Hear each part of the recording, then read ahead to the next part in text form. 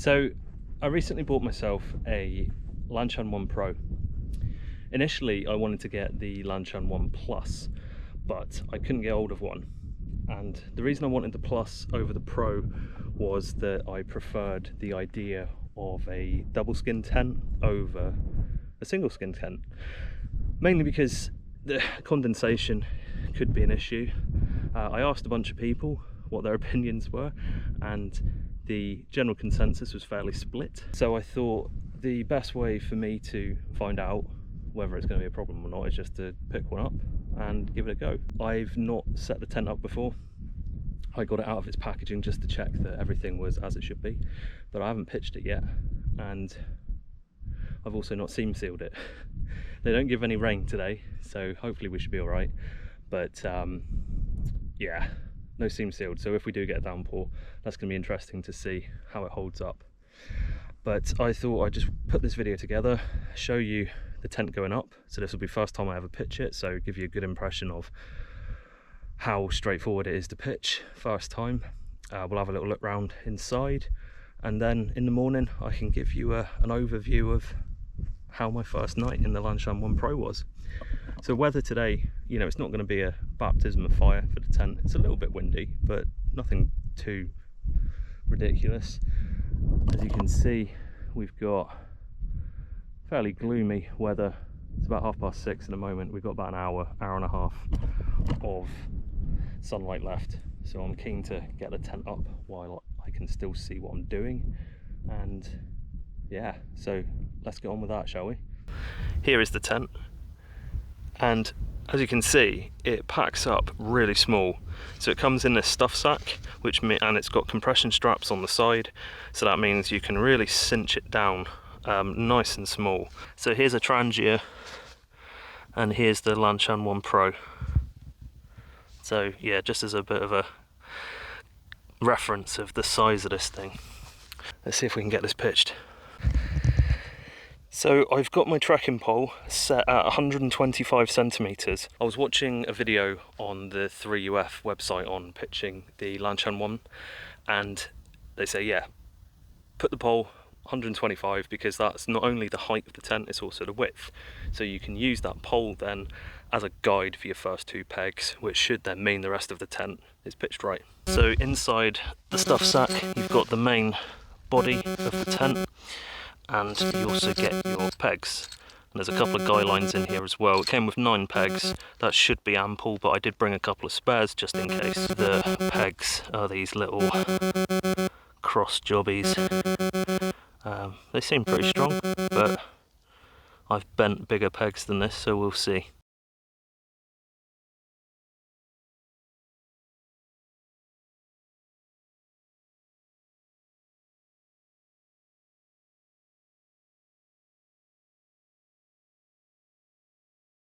Okay guys, so I've finished putting the Lanshan 1 Pro up.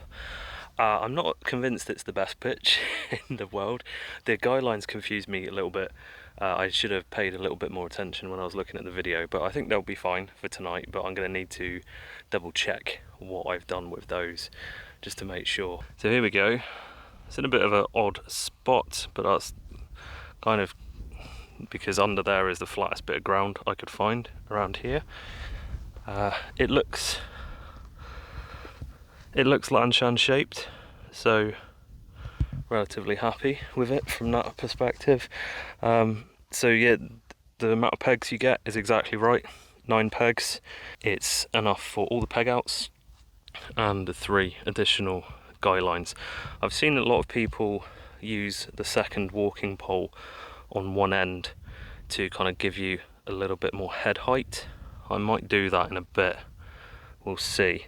Let's have a look at the inside, shall we? I'm not 100% convinced I've got this bit completely right. I think it's the right ballpark, but might need to work on this. So we've got this little clip here, so we can unhook one of the doors. There we go, that's off now. Let me just get the door rolled back, and then I'll cut back to you. So we've got a little toggle here to hold the door back, and it is elasticated, which I like. On my hex peak it isn't, and that's a far more expensive tent, and I find it sometimes a little bit of a faff to get the door rolled back, but that was quite nice and easy. So porch area, that's not too bad. That's not too bad at all. I mean, you could easily get a backpack in there. Looks like it's big enough to do a little bit of cooking if the weather is a bit questionable, especially with the other door shut. And we've got up here a little ventilation area. It doesn't feel like there's anything up here to kind of pry it open as you do get on some tents, but the natural shape of it isn't too bad.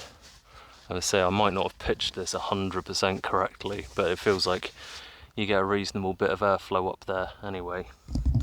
It's got the J door. Would have been nice to have a T door, but beggars can't be choosers. Right, I need my other hand again, one moment. I've got the door sorted. That, yeah, took me a moment to figure out. So the elastic toggle here, it's between the porch material and the mesh door. So when you roll the door up, you can't then roll the mesh door up as well at the same time. So what you need to do is roll the mesh up, and then you can use the elastic toggle. There's another little loop on the inner, so you can get the mesh door rolled up and secured, and then you can pull the elastic toggle round and then hook it onto that one. So yeah, you can get the whole door kind of pushed back. Initial look on the inside, it's pretty big. I'm not convinced I've got this pegged out properly. I might need to do some adjustments, but that's looking pretty nice. Overall though, impressions of the pitch, admittedly I probably need to work on it slightly. I think there's a couple of little tweaks I need to do, but on the whole it went up pretty easily. It was maybe 10 minutes. Yeah, I'm pretty confident that that's gonna do me well tonight. Looks like I might need to do a couple of little adjustments on the inner, but easy to pitch. Yeah, dead easy. First time I've ever pitched that one. I think if you've ever pitched a trekking pole tent before, it's going to be very easy. And even if you haven't, get the four corners, this one, and obviously on the other side, and then this one here. Get that pegged out, and then you've got a nice structure. Get the trekking pole in. 125 centimeters tall, seems to be about right.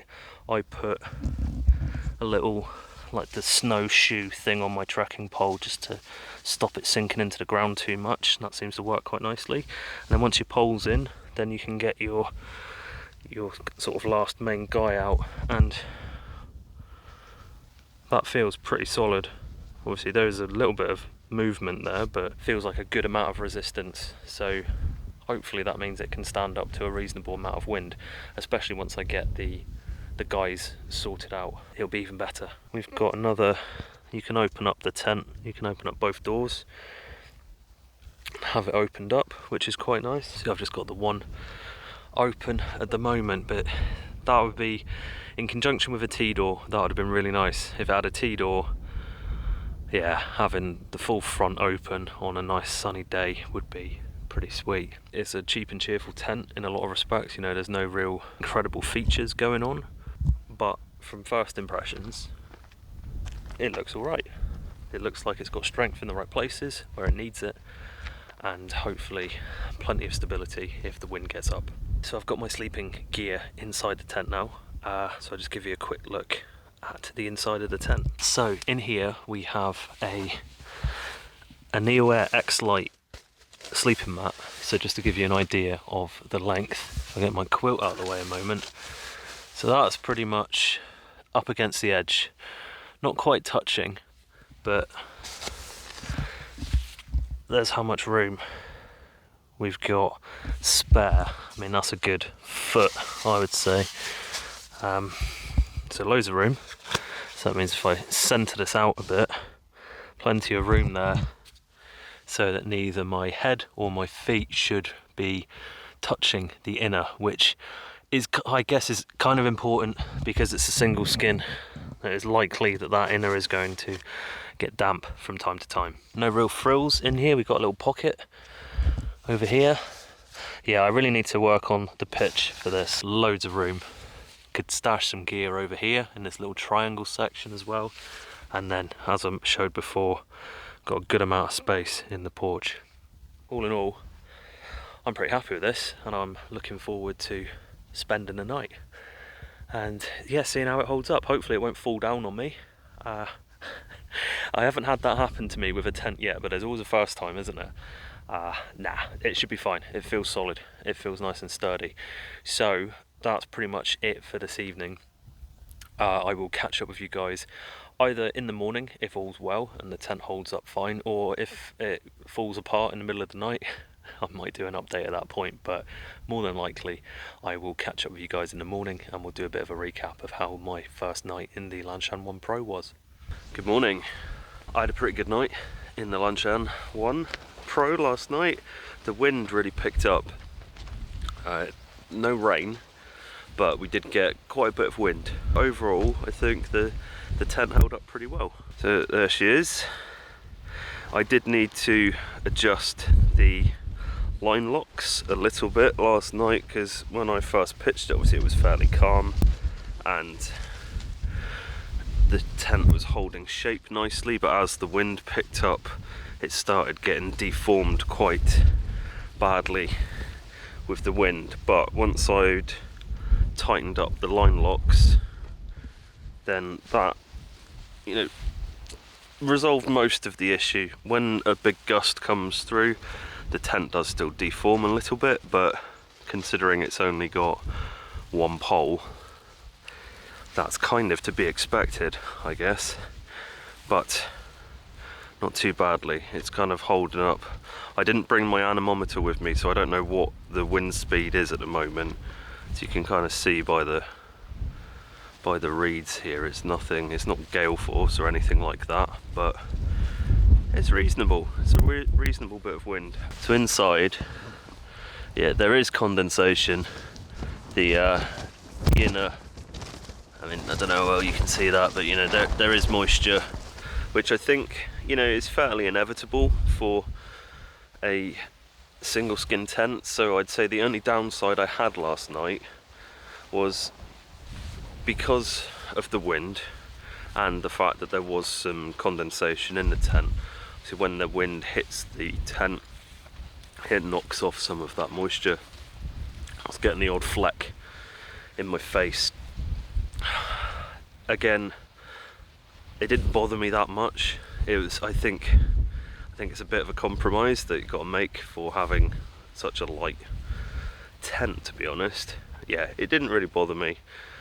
I'm going to need to do a couple more camps to kind of understand if the condensation is a constant.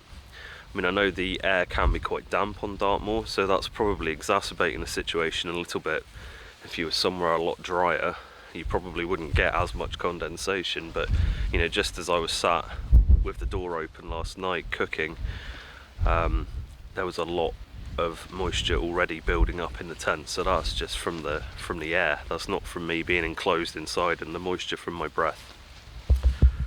But overall, I'm pretty happy for the price and for the weight savings and for the room that's inside. That's one thing I didn't mention. Yeah, I had loads of room. So although there was some moisture on the inner, I had enough room both at my head and my feet that I wasn't touching the inner. So that was good. All in all, I'm pretty happy with it. For the price of the tent, for the weight of it, you know, it's a lightweight tent. It doesn't cost very much. It cost me about 110 pounds, I think. It's really light. It's got loads of room inside. It's got a decent porch area for cooking. I need to take the tent out for a few more pitches and kind of see how it performs. But I think as a overall first pitch and first use of the Lanshan 1 Pro, I'm pretty happy. I think it's a good little tent, to be honest. It's got a couple of shortcomings, but for this kind of price point, what tent are you going to find which ticks all the boxes? You know, lightweight, lots of room, completely condensation proof, and stand up to a lot of wind. you're gonna have to make some kind of compromise somewhere. So yeah, anyway, that wraps it up for this one. If you're looking at buying a Lanshan 1 Pro, I hope you've found this useful in some respects. Hope it's given you some insight into what you're going to be getting for your money. And if you've got any questions at all, just leave me a comment and I'll happily get back to you. So thanks a lot for watching, and I'll see you in the next video.